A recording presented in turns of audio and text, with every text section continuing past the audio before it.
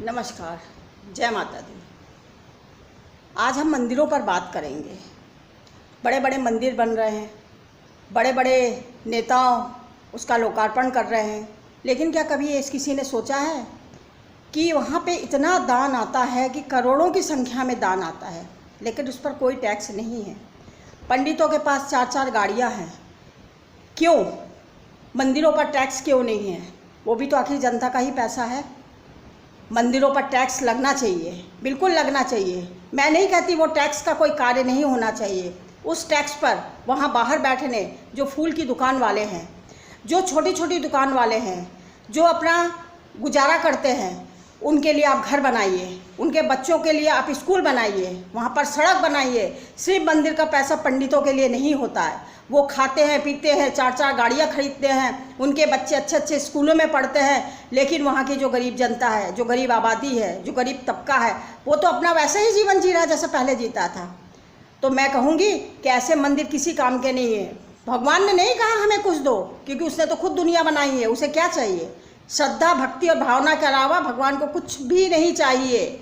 लेकिन उसके बावजूद भी करोड़ों रुपए का चंदा आता है, करोड़ों रुपए की फंडिंग आती है, करोड़ों रुपए एक मंदिर बनाने में लगता है। जनता महंगाई में मर रही है, टैक्स पर कोई कमी नहीं है, टैक्स की कोई छूट नहीं है, लेकिन मंदिरों में चढ़ावा और मंदिर बनने पर लोगों का जोर चलता जा रहा है।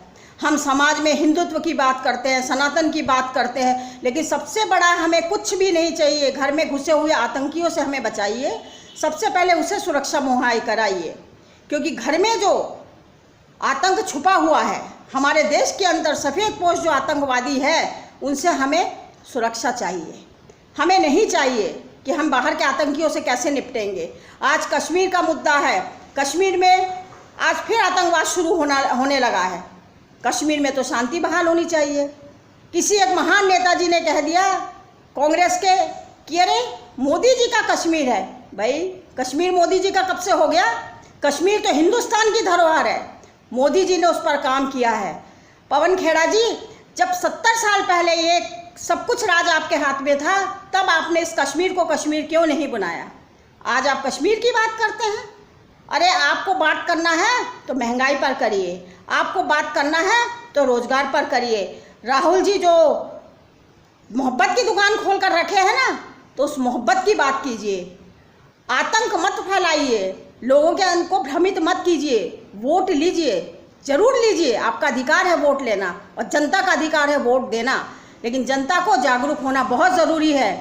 भीड़ इकट्ठा करके चेहरों पर वोट ना दें। वोट देना है तो कार्य, जो भी नेता अच्छा कार्य करे उसे वोट दीजिए, नहीं तो नोटा दबाइए, वोट देना बंद कर दीजिए। जब आप वोट देंगे ही नहीं तो कोई सरकार बहुमत से जीतेगी भी नहीं, और जब बहुमत से जीतेगी नहीं तो कोई सरकार एक छत्र राज्य भी नहीं कर पाएगी। इसके लिए जनता का जागरूक होना बहुत ज़रूरी है।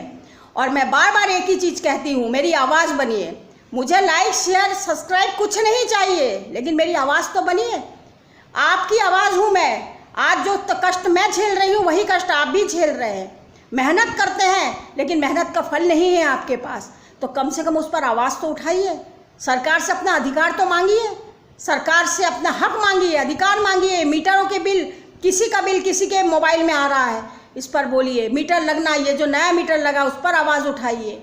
इस पानी के मुद्दे पर आवाज़ उठाइए। हर गांव में देखिए पानी नहीं है, जब बारिश गिरेगी तो बाढ़ आएगी, बाढ़ आएगी तो बच्चे स्कूल जाने के लिए पुल नहीं है, उन पर आप मांगिए सरकार से, हिसाब मांगिए सरकार से। पब्लिक का पूरा अधिकार है कि वो सरकार से हिसाब मांगे, लेकिन पब्लिक को सिवाय रील बनाने के अलावा और कोई काम नहीं है। कार्टून और रील और पोस्ट, इसके अलावा वो कुछ नहीं जानती है। और सरकार सरसों का तेल डाल के 5 साल के लिए सो जाती है। भाड़ में जाए जनता, हमें तो 5 साल राज करना है, फिर 5 साल बाद सोचेंगे किस मुद्दे पे हमें जनता से वोट लेना है। जय हो सरकार आपकी, जय माता दी।